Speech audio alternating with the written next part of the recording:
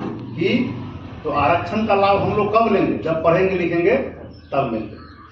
और पढ़ लिख के हम भी पढ़ेंगे, अपने बाल बच्चों को भी पढ़ाएंगे, समाज को भी पढ़ाएंगे। जो नीचे तबके के जो जाति है उसमें जागरूकता पैदा करने का काम करेंगे, ताकि वो समाज का स्तर ऊपर उठे और समानता आ जाए।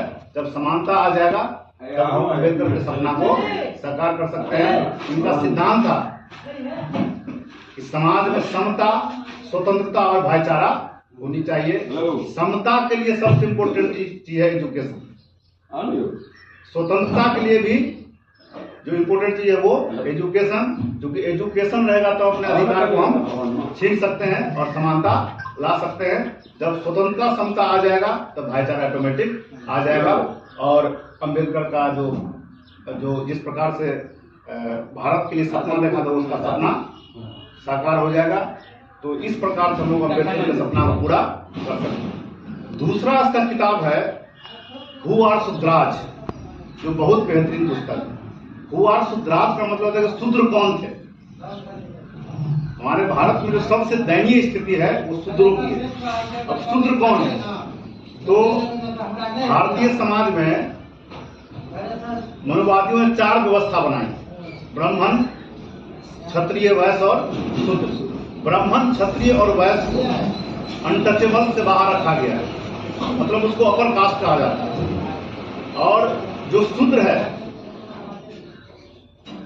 टोटल जातियों की संख्या लगभग 6,500 6,500 का एक जाति का 7 उपजाति। इस प्रकार से जातियों की संख्या लाखों में चली जाती है। तो जो लाखों जाति है, ब्राह्मण, क्षत्रिय और वैश्य को छोड़कर जितने भी हैं वो क्या है, शूद्र है। और इन्हीं शूद्रों का स्थिति भारत में अत्यंत दयनीय है।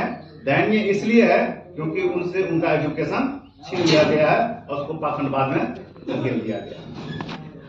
शूद्रों की जो सबसे दयनीय स्थिति है उनका मूल वजह जो है पाखंडवाद है।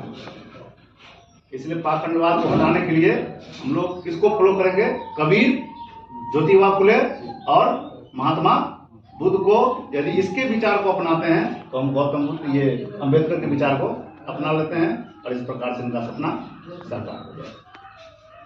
इसलिए आप लोगों से भी गुजारिश है कि जो पुस्तकें इनका कुछ है, जैसे annihilation of caste, who are Shudras, genesis and development, बहुत सारा इनका पुस्तक है।